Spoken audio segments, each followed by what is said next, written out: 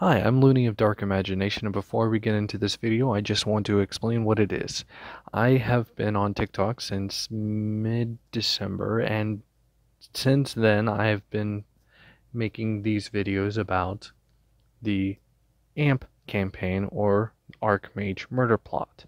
Now, this is a collection of these videos here on YouTube, and I hope you enjoy. It might seem a little weird on how the story flows, but that's kind of just how I ended up having my weird thoughts come out. So I hope you enjoy my chaotic thoughts and rambling of a D&D campaign that I was a part of. Enjoy! So, you want to hear a D&D story? The party is made up of a cleric, a ranger, a mage, and I'm the druid. The cleric, who the party did not realize was a cleric because we all thought he was a barbarian, never told us he was a cleric in game. The cleric, seeing enemies at the bottom of the hill, decides, I have a giant two-handed warhex. I'm gonna cut one of them in half. I gave him the jump spell to add to his acrobatics check. He jumps off, goes flying down the hill, and then proceeds to cut one of the bandits in half and killing the horse the bandit was on. D&D is fun, but man, you can do some weird shit in that game. Want to hear another D&D story? For purposes of ease, whenever I talk about this particular campaign, it will be hashtagged AMMP, AMP, IPC, which stands for Archmage Murder Plot. This campaign is the one where our barbarian jumped down a hill and cut a man in half. The characters in this campaign, or the player characters at least, are our ranger, Gray, who has multiple personality disorder, our cleric, who everyone thinks is a barbarian and wants to kill his god, Tempest, our wizard, whose name is Galeford, and he is very forgetful, and then myself, the druid Volpez, who just kind of got dragged along. It was an insane campaign, and it was the first one that I actually got to have a finished storyline in. Yay. Our party had all set off from the first town that we had met in. We got in a little bit of trouble. We didn't actually do anything wrong. We actually freed the guards from being imprisoned in their own guard shack. But to make it up to them, we went off to find 4 escaped prisoners, and we had to do it in 30 days. Our first stop was to head to the capital, where we would find out more about where these escaped prisoners might have gone off to. At the capital, we had met the king and his archmage. The king had a weird obsession with large bugs. And we found a library in the capital that led us to sacred treasures and weapons. Now, I'm definitely skipping over a lot of details, and this takes place over a few sessions, but what's important to know is that we had found 3 of the sacred treasures by this point, and we only needed to find the last one, which is at where the 4 escaped prisoners were. Let's go over a better explanation of the members of the AMP campaign. In the AMP campaign, we have our cleric. Our cleric did not tell the party his name in-game. He only told one member. Everyone else just called him Igor. The cleric was insane. He loved to kill. I mean, man, he cut many people in half. Now, the cleric's god was Tempest, god of strength and war. And the cleric had the idea in his head that he wanted to surpass his god by killing him. In the party, the cleric's closest friend was our ranger. And the cleric liked to make fun of our wizard a lot. He tried to kill him by throwing him out of a moving carriage. He was insane. Also, a siren little girl princess called him Big Brother. Up next, the ranger. Gray Bulwark. I had to grab our folder of retired characters to find out his name. Thankfully, he was on the top of the stack. Our ranger worshipped Odin. Good time to talk about how we do gods. If it's a god in normal D&D, or if it's a god in any mythologies or real-world religion, we can worship it. Gray had a split personality, and it made things interesting. He had to roll a D10. I don't know why I couldn't remember that number. 10 different personalities. I'm not going to list them off now. Whenever he switched between one of the personalities, he couldn't remember what was going on before the switch, which made things really weird. Like when a friend of ours played a goblin druid that joined the campaign and he tried to kill the goblin because he didn't know where it came from. Now, time for one of the most boring characters of our campaign. Mine. Oh, you're being too harsh on yourself. It was really the first full-length campaign and the first one in person. All the other previous campaigns I did before this were all over Skype or Discord. But it was an interesting thing to play. I kind of randomized what I was doing. I ended up playing an elven druid. Note, all regular party members were human, except for mine. My name was Vulpes Mortus, which roughly translates into Fox of Death. Latin is a great source for names, just saying. I kind of just got dragged along throughout all the adventures of the party. I didn't know what was going on for the most part, but I ended up becoming a master of many forms and I could turn into big things.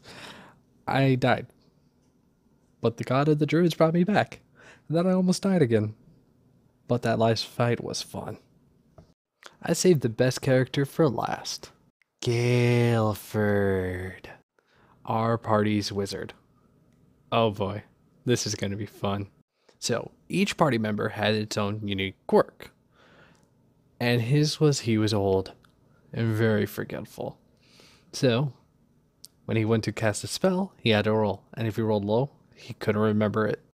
And I mean, like, if he rolled low enough, he wouldn't remember the spell for the rest of the day. He was the source of the most entertainment and laughs of the campaign. Oh man, there's a lot of good memories of Guilford. And the person who played him did a perfect job. Because Guilford talked like this, and then he would forget stuff a lot. And he'd roll, and if he rolled a 1, he'd go, who? He would just pass out. And he would also say, Who are you? Where am I? What's going on? Who are you? What? Time for some more AMMP. Let me tell you about our sacred treasures, or weapons, depending on the character. The normal party all had powerful weapons, each embodying what the player was going for. The easiest one to describe is our party's mage, Guilford. He had an actual staff that's in D&D 3.5, the Staff of the Magi. The rest of the party had homebrewed weapons. These homebrew weapons were all made by our DM. He made the Axe of Tempest for the cleric. Gray had the 2 katanas of Odin, and because our DM likes the fact that I can't say some words without stumbling over myself, I had the Staff of Transmogrification. I don't really have the time to describe the other 2 weapons, but I can tell you it transformed with me, and it enhanced all natural attacks in wild shape. Transmogrification. D&D. Alright. So at this point, our party has gathered 3 of the 4 weapons. The only one remaining was the cleric's Axe of Tempest, which was at the bottom of a lake. On top of this lake, there is a magically enchanted city that was being kept up by magic. The city held 4 escaped prisoners that we were sent there to find. One of them was the nephew of the Archmage. He pretty much gave us a letter saying that they didn't have to go back to jail. They were imprisoned in the city. The main reason we were there, though, was for the Axe of Tempest. There's giant sharks in the water. We were probably only level 4 or 6 at this point, so we didn't really have the power to fight these creatures. We fought a few things on the way down, and my clan gave a scroll of water breathing. At the bottom, there was a giant crab, and I lit up a rock. That scared it. D&D. We found the Axe of Tempest stuck underwater, and after scaring the crab away by lighting up the rock, we slowly made our way back up to the surface and into the city. Of course, we have to now deal with the guard captain who sent us to this place to find the escaped prisoners in the first part. We figured it'd be best if just one of our party went there and the rest of us meet up with him back at the capital. We had other stuff that we wanted to do at the capital. So, our ranger made the few-day trip to the original city where we all met up and found the guard captain, we've nicknamed the Roly-Poly, and told him that we did it. Here's a letter. None of us like the Roly-Poly. He killed the Roly-Poly. It was worth it. Yes! D&D. Back to the AMP campaign. So, we all met up back at the capital. At this point, we've had some very fascinating things happen to us, but you know what? We went and did a couple of side things, not really important, and we got summoned to meet the king. But Loony, didn't you already say you met the king and the Archmage? Okay, so, slight correction. We met the Archmage for the first time at the lake city, which was magically enchanted to float over the lake. And we were now headed to meet the king for the first time. And he had a job for us to do. There was a very special staff. And the princess was stolen. And the people who stole the princess wanted the staff. So I told them, why not make a fake staff that would be a bomb? And everyone in the apartment stopped and looked at me. And the DM went, that's brilliant. D&D. AMP! We took the fake staff, which was actually a bomb. And we proceeded to travel to the coast where we knew where the ransom was to take place. Now, we gave these people the staff, and to prove that it was real, they went to use it. It blew up like expected, and we attacked the people on the shore. Gerford, using the Staff of the Magi, decided, I'm going to electrocute the water. With our cleric and ranger still in it. He killed the enemies that we were fighting, and almost killed 2 of the party members. Thank Gaia that I was actually a druid. I was able to save their lives. Thinking somewhat quickly, I decided to throw up the fog spell. And we proceeded to make our way to a ship that we saw just off of the shore. And we figured the princess was there. D&D. AMP! So to backtrack just a tiny bit. We actually picked up the armor of the dead soldiers that we had killed after fighting over the fake staff. Using the cover of the fog, we got into the ship and they thought we were the people that went onto the shore. One of us went to talk to the captain. The other 2 went into the mess hall. And if you're wondering, we did leave Guilford in the boat. We told him to hide. DM had him roll to see if he remembered that he was supposed to stay there. After having talked to the captain, Gray went to find the other 2 that were on the ship and talk to them about a plan. And he had a great plan. Using the druid's power of shape wood, I was going to weaken the wood underneath the captain, while the cleric went to find the princess, and the ranger helped causing a distraction. We had a plan, and it was a good one. It was just time to execute it. D&D. AMP! With the plan set, everyone moved to the appropriate places. I moved to talk to the captain, and using the memories of our cleric cutting people in half. Yes.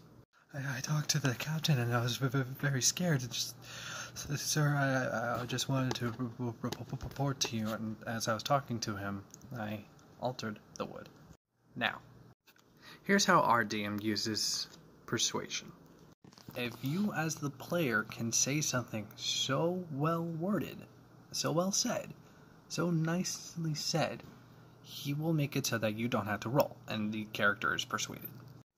After the wood broke, I freaked out. I ran out of there and got the rest of the crew's attention, and everyone went in to figure out what happened. Using the distraction, the cleric stowed away to find where all the prisoners were being kept, and found the princess, who was a 12-year-old girl. D&D. Having snuck into the brig where all the prisoners were being held on the ship, our cleric met the princess, a 12-year-old girl. A cleric, being a Russian barbarian, went up to her. It's like, are you the princess? Yes? Don't worry, I'm here to save you. What about the guards? I killed them. What? Don't worry, I'm here to save you. They quickly bonded. He became her big brother. With all the distractions instead, we all snuck off the ship, got back onto our rowboat, and started leaving. And then the chaos happened. We found the black powder room, and we had a mage with a staff of the Magi, and we told him exactly where to shoot. And the ship went up in flames, and went up in flames again because it took 2 shots. From our ship, time to return the princess. I can still hear the screaming. D&D AMP. Most of the ride back to the capital, we had a carriage, thankfully. The princess just rested, laid her head on the barbarian's lap. My wolf, which I have failed to mention, just rested with her at my command. We got back. She got to have a warm welcome back home, and our party got to have a moment's rest. If only it had stayed restful and peaceful. Because we had destroyed a warship that had tried to declare war on this kingdom, we knew that war was coming. We just didn't know when. So the king hired us to be part of his army, more specialized forces. And with war around the corner, we began to prepare. Also, somehow our ranger ended up convincing the queen to have sex with him. It lasted 5 minutes. D&D AMP. Finding that he was very bored, our cleric decided that he wanted to entertain himself. Hey, that's my horse. He went up to one of the patrons in the inn, / the bar part of the inn that we were in, and walked up to them and went, "Hey, that's my horse," and gut punched them. I proceeded to repeat this action to everyone else besides our party in this particular tavern, to the point that guards were brought in. This insane bastard just continued to play his game. "Hey, that's my horse." It was generally one of the most entertaining and frightening things I've ever done in D&D. Somehow we didn't get in trouble. I know. But we were summoned to talk to the king, his general, and the archmage. Serious things were on the way, war was on the horizon, and he needed a group of adventurers that he could trust to do particular actions. D&D AMP. At some point during our adventures, we had ended up coming across a mountain range that had a hidden underground city. This hidden underground city had yet another archmage on this island hiding there, and we ended up convincing him to join our side against this upcoming war. Him and the king had they wiped out the mountain range, and because the king was literally a level away from being an archmage himself, they restored it within a few seconds.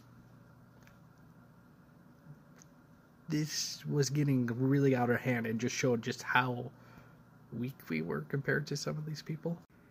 War was on the way though, and dragons were coming to slaughter us all. We had to move fast, and with the help of our new allies, we had a new catapult to attack the dragons. D&D AMP. We headed to the port where we knew we could expect the enemy to arrive. Being that we're on an island, they had to travel across sea, and they did so in ships and using their thousands of dragons. With the help of a king, his archmage, another archmage on the island that we just became friends with, and a catapult, we were able to fend off the attacking army. Of course, Eagle did something like this. "Hey king, you take the right 1,000, I'll take the left 1,000. No. The battle over, we started to head back to the capital. Of course, the king and the archmages were just able to do this. See you there. With the given impression that the war was over, we made our slow return back to the capital to find it on fire. We all took action. The cleric headed directly to the palace, seeing as the princess is his little sister. Had to make sure she was okay. And the rest of the party made progress to the castle while trying to save as many lives as possible. Soon I'll explain why this is the AMMP. D&D AMP. Searching through the rubble of the ruined castle, we found the princess, who the barbarian immediately went over and comforted. Searching through the rubble, we found a trapdoor. Following through the long stairway. We found the dead body of the general and the archmage next to him. We continued on and found the dead body of the other archmage and the queen. Moving further on, we found the dead body of the king. Things had gone terribly wrong. These people are much stronger than us, and we knew we could not survive. But we had a feeling the archmage was still alive. I have failed to mention that there is a spider named Bill, who was the familiar of the archmage. We all liked Bill. Bill was still around. D&D. AMP. We made our way out of the hidden basement, making the slow climb back up the stairs. The staff was gone. The king, the queen, the general, and the other archmage were dead. And the king's archmage was now missing. We returned to the cleric and the princess, and we had to bear the bad news. We're sorry. The king and queen are dead. And we found out something horrible. The princess was part banshee, and her scream made most of the party bleed from the ears. Thanks to the cleric, we were able to comfort her, but we knew we could not stay on this island anymore. We had questions, a missing archmage, and a mysterious enemy that was able to wipe out so many. But we had met someone. He told us to go to the port. A ship will be waiting for us there. We made our way to the port, on to the next adventure. D&D. AMP. Missed details. The King's Archmage was actually missing for a bit of time. He was off the island when the nation with dragons attacked us. And during his absence, a mysterious enemy had come in and killed almost everyone. When he returned, he almost died himself. But his spider Bill saved his life. The king had an obsession with big insects, and his castle was full of them. We got to the castle while everything was on fire, and the castle was destroyed. We couldn't find any bodies, except for the ones in the basement. Oh, and a couple of sites were completely destroyed.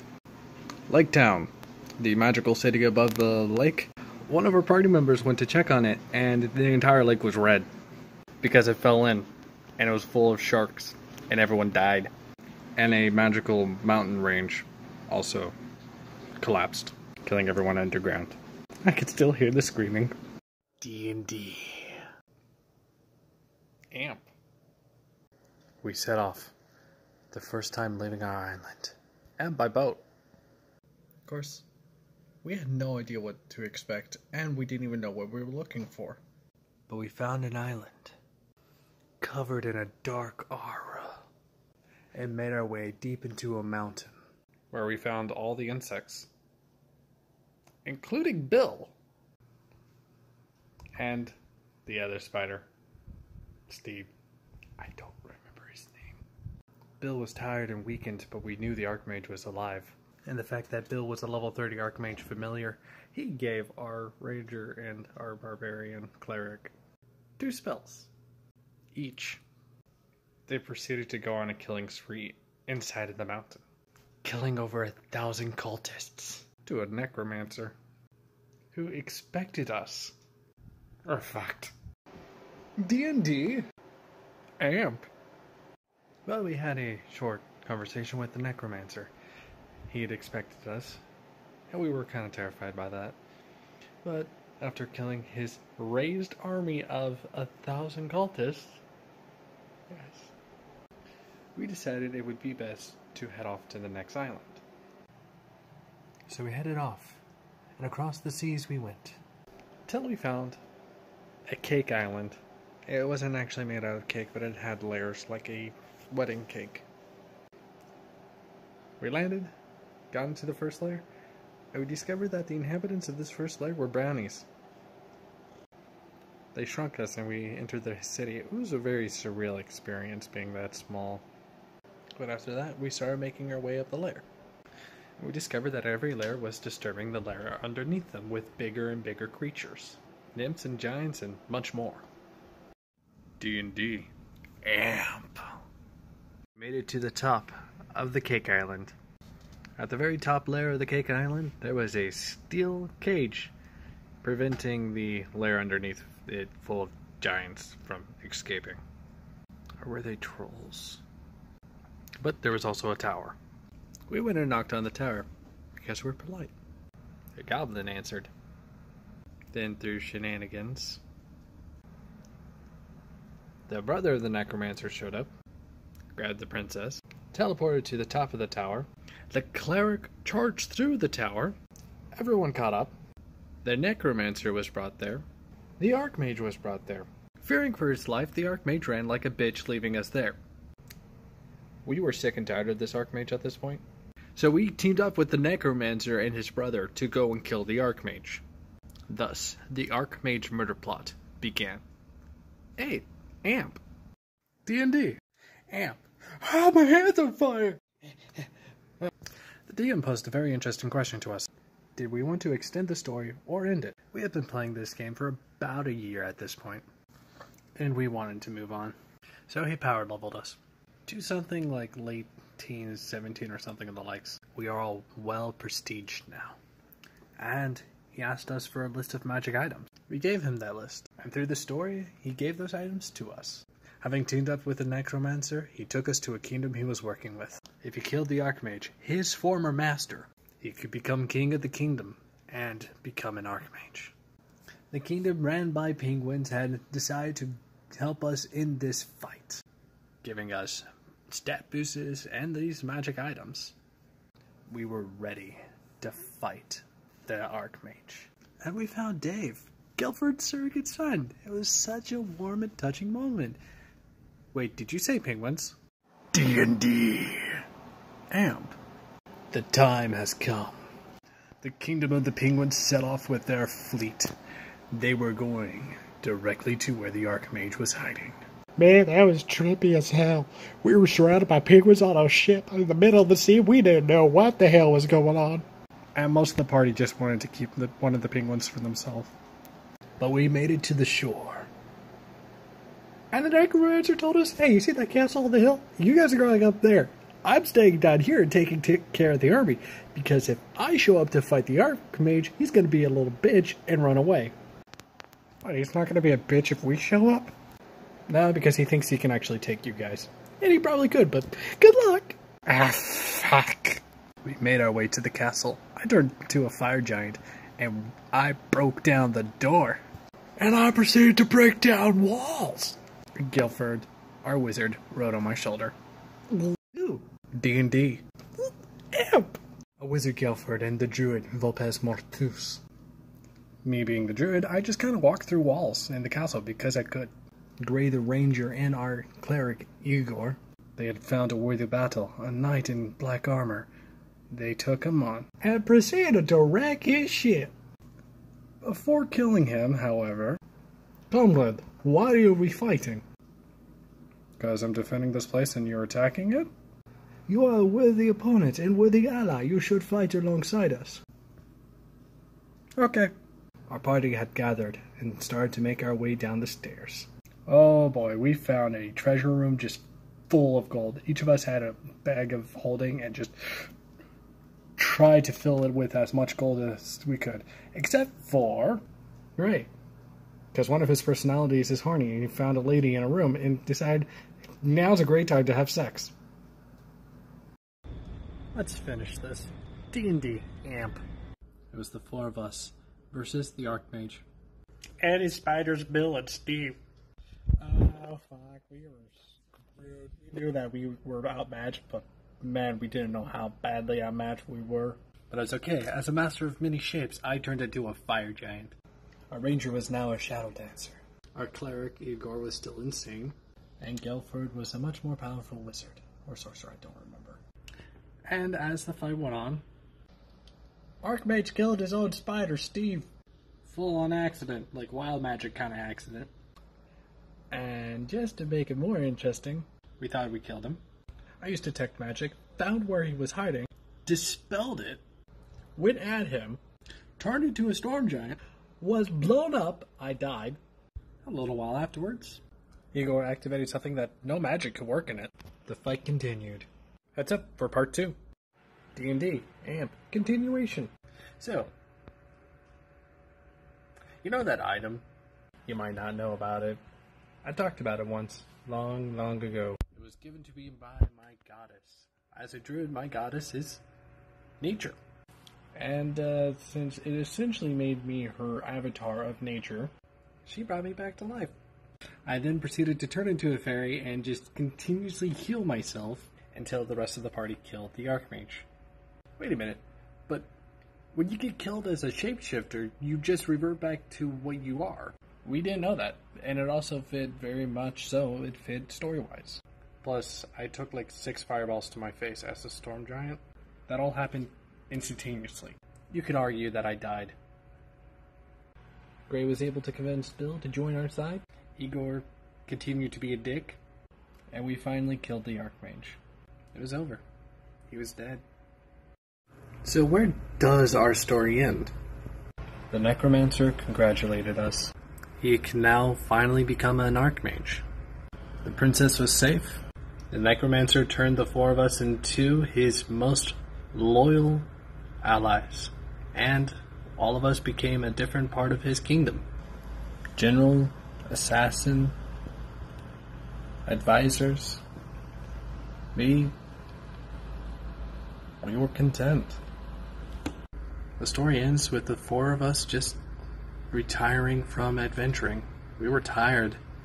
We'd gone through a lot. We lost our home. We lost a lot of people. But we found a new one. We found new friends. We found new allies. And, well, we found a kingdom to call home. And Yelford got his mind mostly back since he became an Archmage. Don't worry, Bill became Grey Spider. New contract and all.